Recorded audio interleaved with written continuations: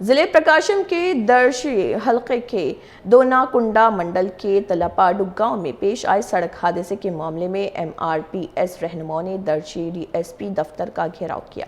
रहनुमाओं ने मुतालबा किया है कि हादसे के जिम्मेदार करार दिए जाने वाले पेर्रम श्रीनिवास रेड्डी को फौरी गिरफ्तार किया जाए।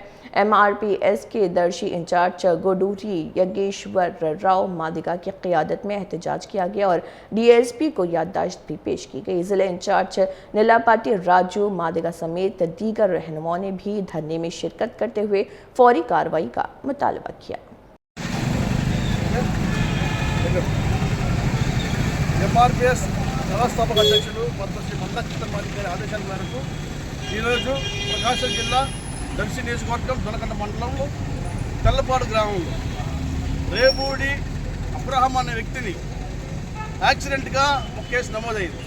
కానీ అది యాక్సిడెంట్ కాదు, దాన్ని కుట్రపూరితంగా హత్య చేయాలని ఉద్దేశంగా ప్రీప్లాన్డ్గా ఆటోతను పొందడం జరిగింది. కానీ అది హత్యాయత్నం కింద నమోదు చేయకుండా కేవలం యాక్సిడెంట్ కేసు కింద దాన్ని మ్యానిపులేట్ చేస్తూ దాన్ని యాక్సిడెంట్ కింద నమోదు చేసింది. అంతేనే కాకుండా యాక్సిడెంట్ చేసిన వెళ్ళి అసలు ముద్దాయి ఎవరు? పేరం శ్రీనివాస్ రెడ్డి అసలు ముద్దాయి.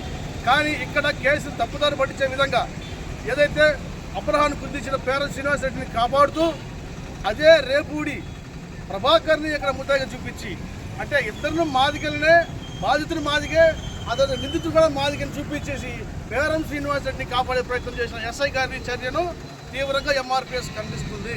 అదే కాకుండా యాక్సిడెంట్ జరిగిన తర్వాత ఏదైతే తలపల్లి గ్రామం మాదిగ పల్లి ఉందో ఆ పల్లికి వెళ్ళి రేపూడి భాస్కర్ అనే వ్యక్తి మీద తీవ్రంగా దాడి చేయడం జరిగింది. ఎందుకు? ఆయన అసలైన ముద్దాయిని చూపించిన కారణం చేత. ఎవరైతే పేరం శ్రీనివాస్ రెడ్డి ఉన్నాడో ఆయనే గుర్తించింది, ఆయనే హత్యాయత్నం చేశాడని చెప్పి చూపించిన నెపంతో ఆయన మీద దాడి చేశారు. ఆ దాడి చేసిన కేసులో కూడా ఎస్సీ అట్రాసిటీ కేసు నమోదు చేసినప్పటికీ వాళ్ళని అరెస్ట్ చూపలేదు.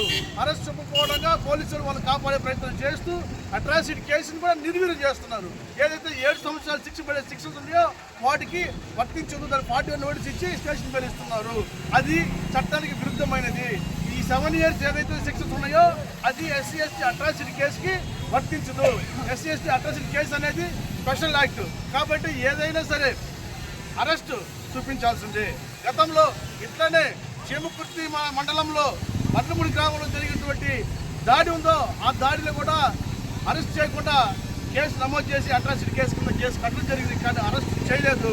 ఎప్పుడైతే శ్రీ మందకృష్ణ మాదిగ గారు ఒంగోలుకు వచ్చి బాధితులు పరామర్శించి ఎంఆర్పిఎస్ దాని మీద ఒక 10 రోజులు కార్యాచరణ ఇచ్చి అక్కడే ఉండి ఆ కేసుని ఏదైతే డిఎస్పీ ఆఫీస్ ఉన్నారో ఎస్పీ ఆఫీసు కలెక్టర్ ఆఫీసు ముట్టడికి మేము ప్రయత్నం చేసిన తర్వాత వాళ్ళందరూ కూడా అరెస్ట్ చేయడం జరిగింది. అంటే అరెస్ట్ చేయడానికి అవకాశం ఉంది, యాక్ట్ అరెస్ట్ చేయమని చెప్తుంది. కానీ పోలీస్